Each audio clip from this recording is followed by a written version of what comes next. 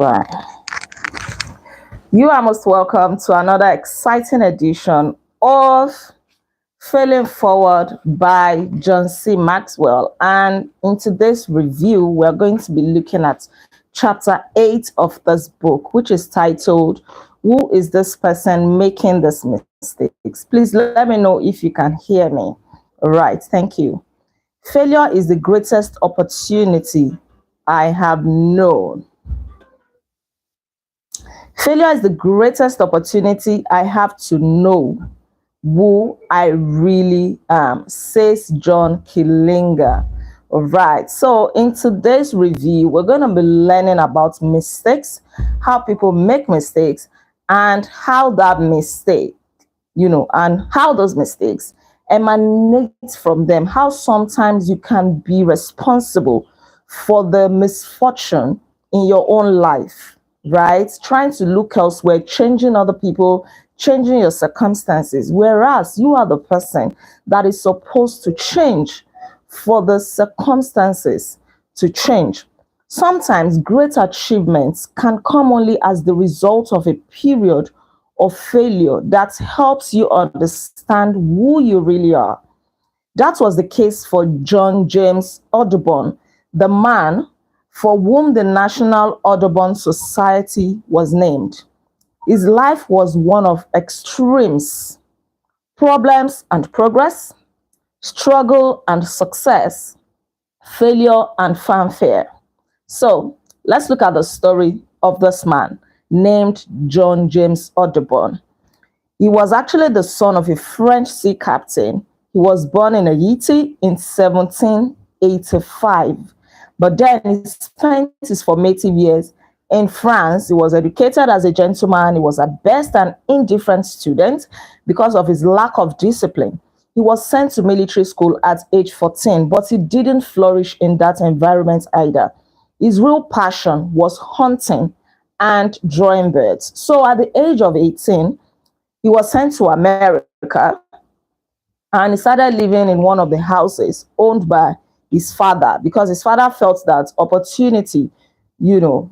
that there were opportunities for him in America. He should go to a new place, and then he landed in Pennsylvania in the United States of America. He actually liked his surroundings, and then he would go into the woods. Don't forget that he liked painting, drawing birds, hunting, drawing birds, and painting them, right? So as time went by, he fell in love with the daughter of one of his neighbors and got married to this lady named Lucy. So he started working for his father-in-law.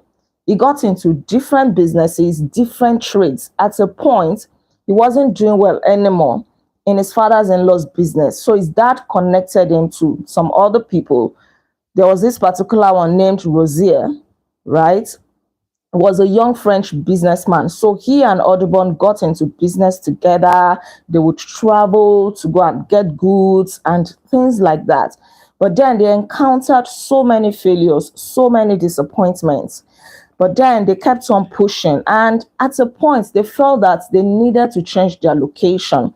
So they changed their location, thinking that things would be better. Sometimes things would be better for a while. And before they knew it, their business would fail again. So they thought that they should change location again, thinking that, okay, the location was the problem, but it kept on getting into more and more problems. At a point, Audubon was so indebted that he had to sell the estate, the estate inheritance of his wife, Lucy, to pay their creditors. So he and Rosier continued doing businesses. They would fail at other times, but they did not record any significant success. And finally, they parted ways. And the moment they parted ways, Rosier stayed back where they were in that shop, and he went on to become a successful businessman in that same business that was not doing so well before he and Audubon parted ways. Could it be that Audubon was the one bringing bad luck to the business? Anyways, they parted ways, and For the next 10 years, Audubon embarked on a series of unsuccessful ventures. Every business that he did failed. At a point in 1811, he decided to return to his import business, and this time around, he got into this business with his brother-in-law. So they actually encouraged so many failures. At a point, they ordered some goods from England. Unfortunately, they ordered the goods on the eve of the War of 1812. So that business failed. Imagine ordering a lot of goods, so many goods today, spending a lot of money, and you ordered it today, and the next day, like tomorrow, breaks out. What do you think will happen? You're never going to get your goods. How will the goods cross the border to come to you? So this was the case for Audubon and his brother-in-law. All right. So they went back to trading goods. They tried some other businesses. At some points, they recorded success. At other points, they made poor business decisions, and so on and so on. So all through the years, two things remained constant in Audubon's life, in spite of the businesses that he was venturing into. He continued his hunting, and his art, drawing birds and painting them. So when the business failed completely, he had to survive on this: hunting, drawing birds, and painting them. And it was this that was putting food on the table of his small family. At this point, it was him, his wife Lucy, and they had two boys. So it was not that he loved it, but then by default, because there was no choice, what were they going to eat? So he would pick his gun, he would go into the woods to go and hunt, and then that way he was able to feed his family until there was a major change in his life. So in 1820, Audubon had what he called his great idea. He decided to create a comprehensive and complete printed collection of all American birds based on his paintings, right? He had this great idea that, okay, let me do a collection of all birds in America. I will draw them and I'll paint them. And this was his great idea. So for the next few years, he traveled and added more painted birds to his portfolio while Lucy worked as a tutor and governess in Louisiana, right? So by 1826, he had enough material. And the moment he had enough material, he sailed to Liverpool in England. And immediately he got there, he met with great success. People welcomed him. He wrote back to his wife, Lucy, and said to her, "I am well received everywhere, my works praised and admired, and my poor heart is at the last relieved from the great anxiety that has for so many years agitated it. For I now know that I have not worked in vain." He was greatly received in England. People loved his work. He was celebrated.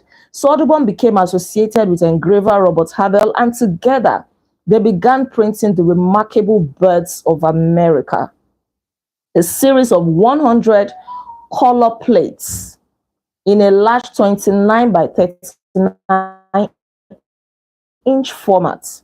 Audubon wrote of the effort. Who would believe that a lonely individual who landed in England without a friend in the whole country and with only sufficient pecuniary means to travel through it as a visitor could have accomplished such a task in this publication? The publication of his book finally gave him financial security, and it made him famous all over Europe and the United States. Nothing else like it had ever been created, nor has any other book of prints since been so revered. In all, they printed about 200 copies of that first edition, and today it is considered a masterpiece. An original Birds of America is publication. As of that time,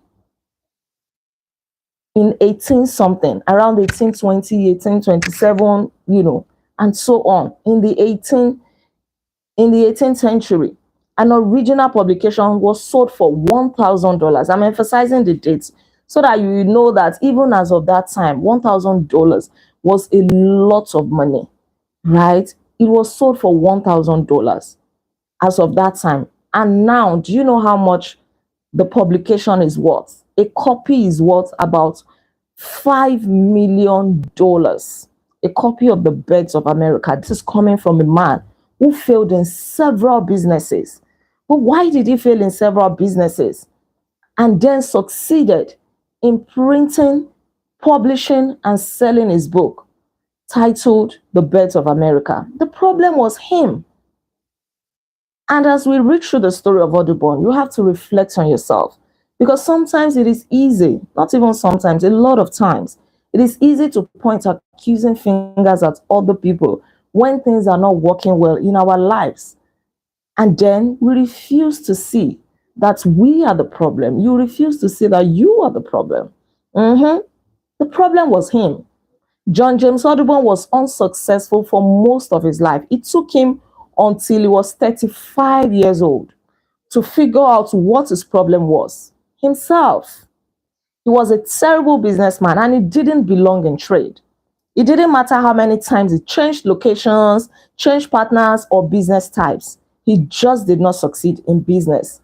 Not until he understood and changed himself did he have a chance at success. For years, this saying could have applied to him. There is a saying that if you could pick the person responsible for most of your troubles, if you could kick the person responsible for most of your troubles, you wouldn't be able to sit down for weeks because you'll be kicking yourself, right? I find this to be very, very profound, to be so instructive, to see how we ourselves could actually be the problem. It may not be your spouse, it may not be your boss, it may not be that your friend or your neighbor. It may just be you.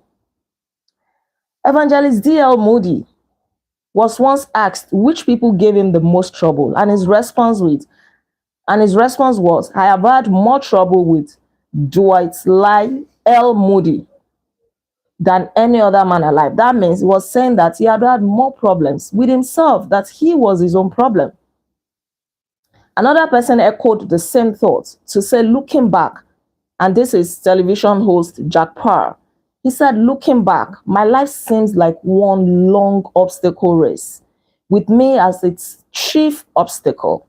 If you are continually experiencing trouble or facing obstacles, then you should check to make sure that you are not the problem.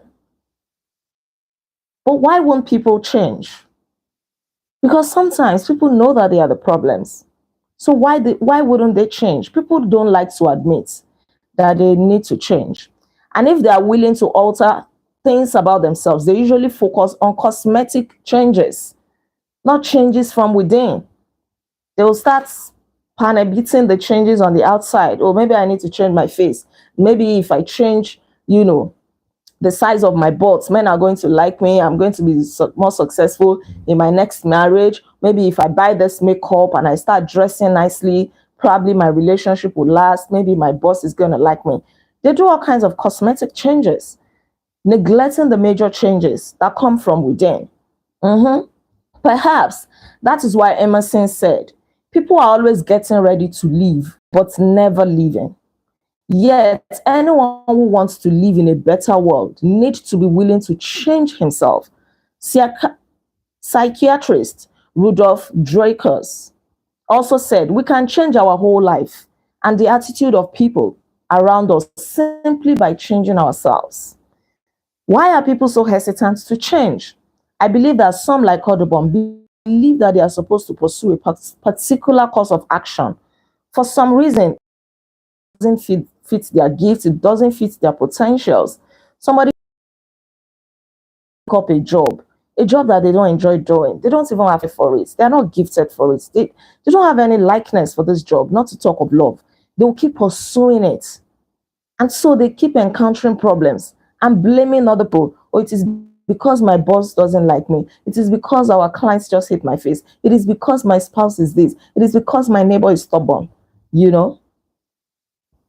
And when they are not working in area of strengths, they do poorly. One thing I like about my life is that I like to do what I enjoy, right? And it doesn't matter what anybody thinks, because I always say this, that life is too long to be going about it frustrated. You're dragging yourself through life. You go to the university, you study a course that you don't even enjoy just because you wanted to gain admission. Like people usually say in Nigeria, oh, the university gave me that course. Oh, it's the university that gave me that course. That's the course they gave me. Why should you accept the course that they gave you? Why don't you go for something that you truly want? Probably they gave you that course because that is what your grade in JAM or your WAEC can go for. You don't meet up with the requirements for this other course that you really want to do. And so they give you the next lower available course, and then you accept it because you don't want to spend another year at home.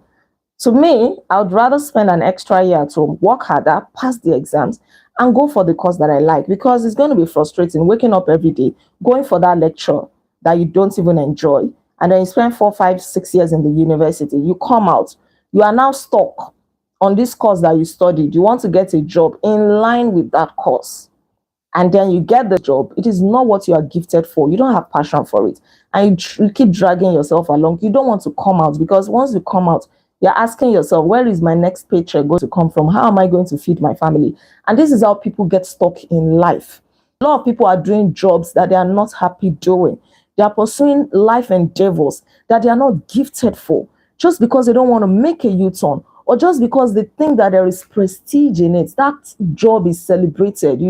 Once I say, oh, I'm a lawyer, I'm a medical doctor, I'm an engineer working with this oil company, the prestige is there, but they're not enjoying it. They're not even successful. They're not productive on that job, but they would rather remain there. If you pursue anything that is not within your area of strength, you're going to do poorly. You can't help it. It will take you more effort. You're going to be trying and trying just to meet up. As Ben Franklin noted, there are 3 things extremely hard. Number 1 is steel, number 2 is diamond, and number 2 is to know oneself. Still, others hinder themselves. So don't hinder yourself, no matter what. There is nothing wrong with changing your mind. At any point that you discover that you're going in the wrong direction, it is not too late to change your mind. You may be 40, you may be 50, you may be 60. Probably God has destined that you spend 80 years on earth. And when you're 60, you discover that you've been on the wrong path all along. You want to spend the remaining 20 years of your life correcting your wrongs, getting back on the right track. If you set out to go on a journey, and then you intend to go to Manchester in the United Kingdom, right? And halfway through the journey, you discover that you are actually headed towards Nottingham. Would you keep going to Nottingham to say, oh, I'm halfway through my journey? Why would I now go back now? Let me just keep going to Nottingham. Meanwhile, you don't have any business in Nottingham. You don't have any plans in Nottingham. What you want to do is not in Nottingham. So what would you do at that point? You're going to turn back, right? It may take you extra time, extra fuel, extra energy. You may feel frustrated. But then the best thing to do is to make a U-turn and start heading towards Manchester, because that is where you're going to find fulfillment. That is where what you're going to do lies. That is the way life is. Anytime you wake up and you discover that you're on the wrong path, don't even make the mistake of saying, I'm already 50, I'm 60. Let me just continue. It is better to spend the last 5 years of your life doing the right thing than to keep dragging yourself along. You want to spend the remaining days of your life feeling fulfilled and happy. There's nothing wrong with changing your mind. Psychologist Sheldon says, all of the significant battles are waged within the self. That is true. People wage the greatest battles against their own flaws and failures. For years, John James Audubon must have regarded his desire to grab his gun and sketchpad and disappear into the woods as a fatal flaw. Audubon had flair for painting, for hunting, for drawing birds, but by all means, he wanted to do business. It cost him so many years of his life. That thing that he was running from, hunting and drawing birds, was what eventually brought him financial security.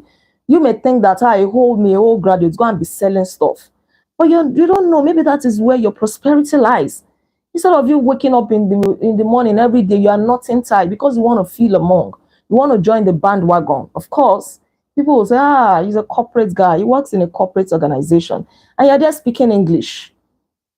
And God has said that, oh, it is in selling fish that you become famous and prosperous. But you think that, you hold me, how can I go and be selling fish? Because you don't want to be selfish, right? I better make a U-turn. He thought that he should be running a business instead of hunting. But when he realized that his gun and notepad were the tools of his business, everything became clearer in his mind. That thing that you are running from may actually be your breakthrough. Most people try to beat down their flaws or deny them altogether. I've always found it best to say, here are my flaws. Now I have to find something I'm good at. So find something that you're good at.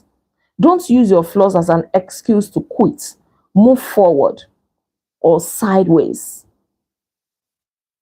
Don't go back. Don't quit. Recognize your strength, right? Once you discover your flaws and your failures, that's not the point to quit. Now be truthful to yourself and either move forward or sideways. Moving forward or sideways. To have an opportunity to reach your potential, you must know who you are and face your flaws. Now, the author says, allow me to help you do that. Go through the following process. So let's go through these 4 processes. Number 1, see yourself clearly.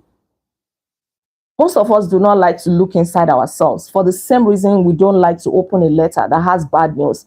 Because you know that the moment you sit yourself down to tell yourself the truth about your attitude, your character, your disposition to life, and all your mistakes and flaws, you're not going to like it. You're not going to like the results. So you don't want to see the bad in yourself. It is so difficult to see the bad in ourselves, really. We always want to put up a front to say, oh, I'm a good person, I'm kind, I'm good-hearted. Meanwhile, you know that there are some things wrong with you. All right? The number 2 thing you do is to admit your flaws honestly.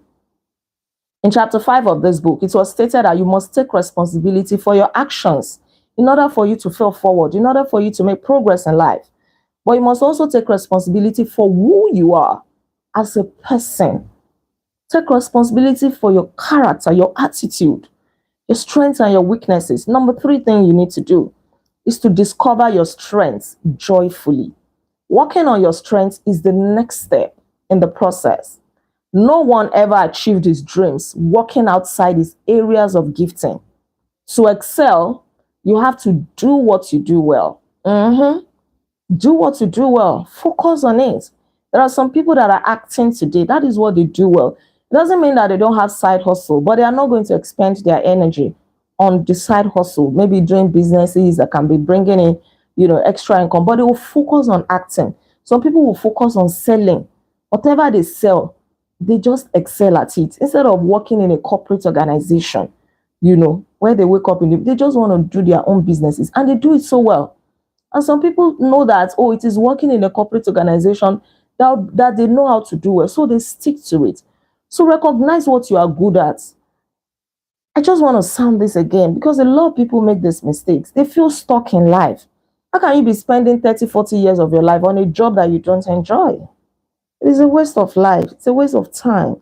It's a waste of your precious destiny. To excel, you must do what you do well. It doesn't matter whether that thing is not popular, right? Just enjoy your life. Number 4, build on those strengths passionately, like Audubon. You will improve only if you enthusiastically develop your God-given abilities. You can reach your potential tomorrow if you dedicate yourself to growth today. Remember, to change your world, you must first change yourself. What is that thing that you love doing? That course that you wish that you had studied at the university. You can register for it again. You can start doing it. Maybe not go back to the university. You can start taking some short courses on it. You can start reading around it. Right? Focus on growth. Develop your strengths. You know that you are good at talking, but for some reason you have not been talking, you have not been mixing with people, you can develop that passion, that strength again. Now we're going to look at a story here, and this will be our last story for this chapter. We're going to look at the story of a lady called Linda Eggers. Who is this person? So, the author said that Linda was his personal assistant, and he believed that Linda is the finest executive assistant in the country, but this has not always been the case. He had not always felt this way about her because some years ago, They experienced a rocky time in their history. And the fact that they now work together, John C. Maxwell and Linda, is a strong testament to Linda's willingness and ability to take a hard look at herself and make some changes in her life and become the kind of person that she desired to be. So I'm just going to summarize Linda's story for you. Linda began working with John C. Maxwell in the mid 1980s when he was leading a church in San Diego as the senior pastor of this church. So Linda was the financial, she had a job in the financial office with, Steve, and before they founded Enjoy Group, founded by John C. Maxwell, right? And a time came when John C. Maxwell was at this conference ministering to people. And in the course of that conference, Linda felt so strongly in her spirit that she should assist John C. Maxwell to help to equip pastors to become better leaders. So she told John Maxwell about this, and John Maxwell was so really, really happy. So they brought her in as one of the staff at Enjoy Group, and she was doing so very well. She became a person of impact. She would take on leadership roles. Then she became like an assistant to John Maxwell's partner. She was doing so well. She managed the office. She hired staff. She performed accounting tasks. She even assisted with product development. She did a lot of things for the organization. And then, as the organization grew, she took on more responsibilities. And by early 1990s, she became a right-hand person to Dick, John C. Maxwell's partner. But then she made a mistake along the line. On one particular day, she just quit her job, giving only 2 weeks' notice. And before they knew it, she was gone. She didn't give any explanation. She simply just shut the door on them. Dick and John Maxwell were shocked.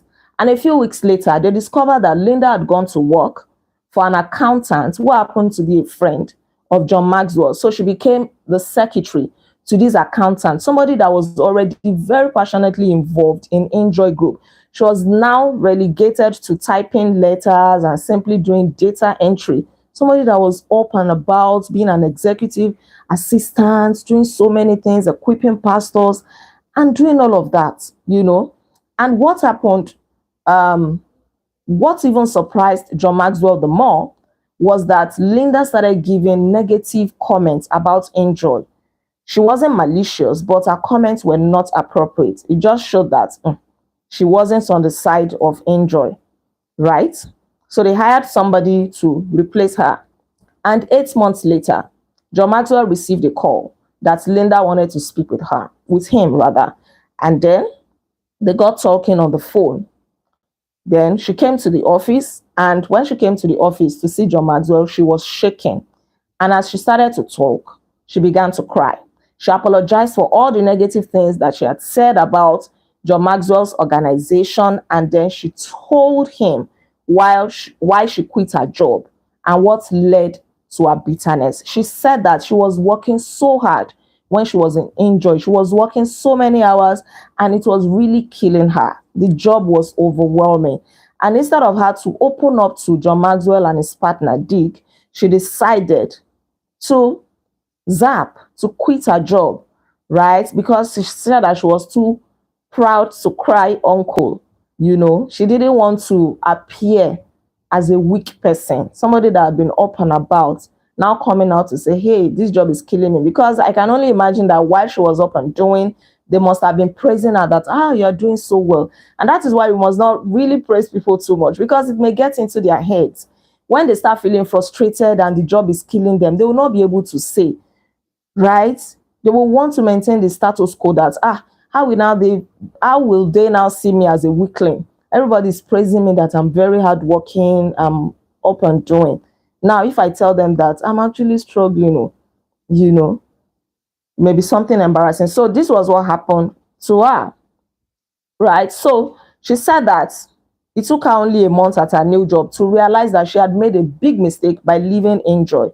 And John Maxwell told her, asked her, what are you going to do? And she said, well, she didn't know. And John was asking her, what if you are taken back here at Enjoy?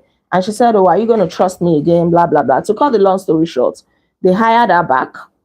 And then they gave her a different office because there was already somebody taking up her job.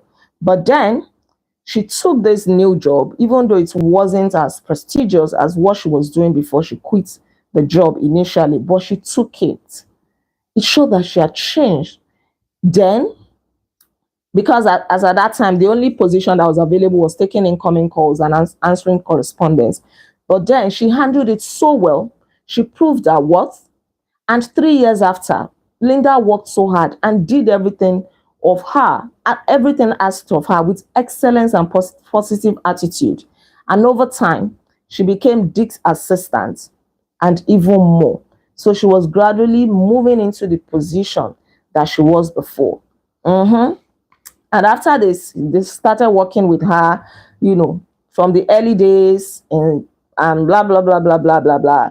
She said that she had always believed that she would become John Maxwell assistant, and to think that she almost blew up that chance. You see, sometimes how a little mistake can make us to miss out on great opportunities in life if we don't calm down, if we don't think through before we take any step or make a decision. She almost blew it up, right? But the turning point for her was the day she looked at herself in the mirror and realized that she needed to make some changes in her life, starting with her attitude.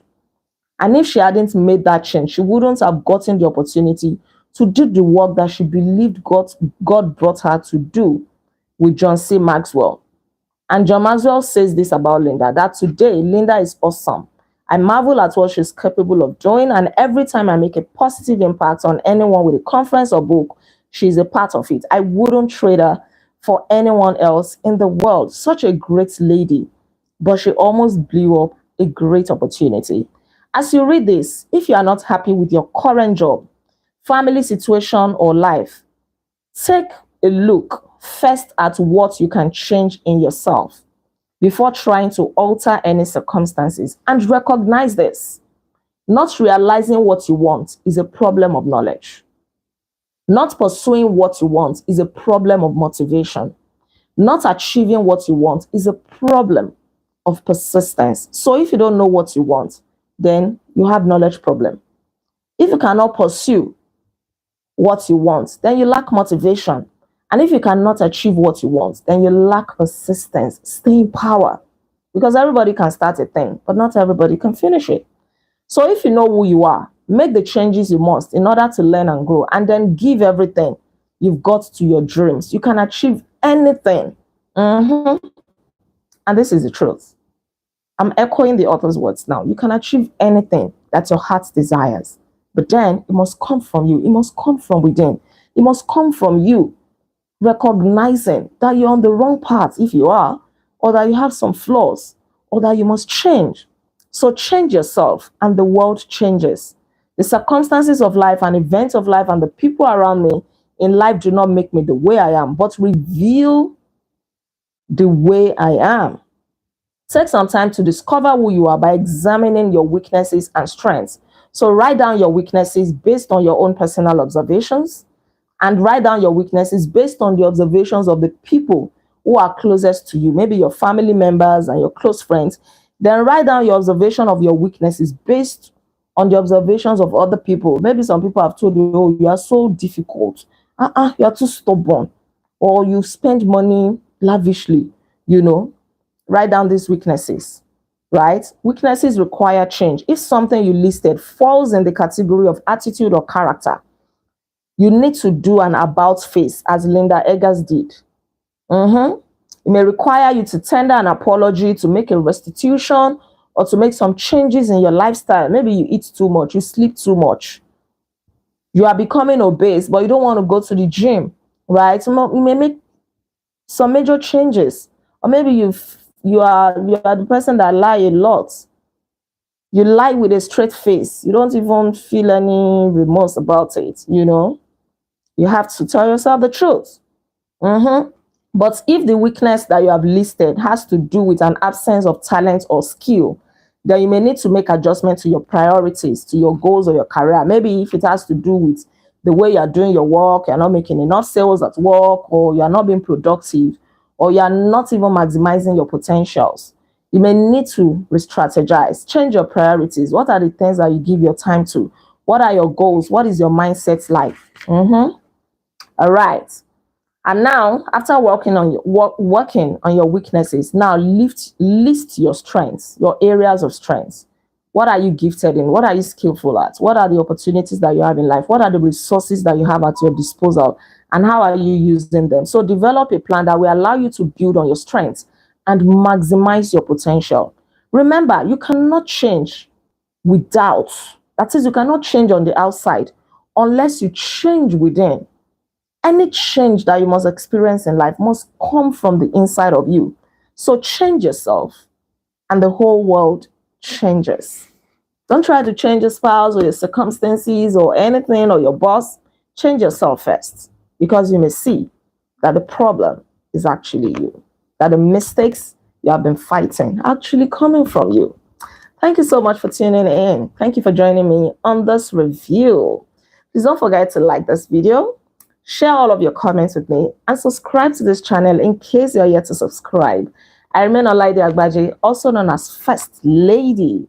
Tomorrow, I am going to come your way again by God's grace, and we're going to be reviewing chapter 9, which is titled Get Over Yourself. Everyone else has. All right. It is going to be another interesting review. Until then, be intentional. Bye.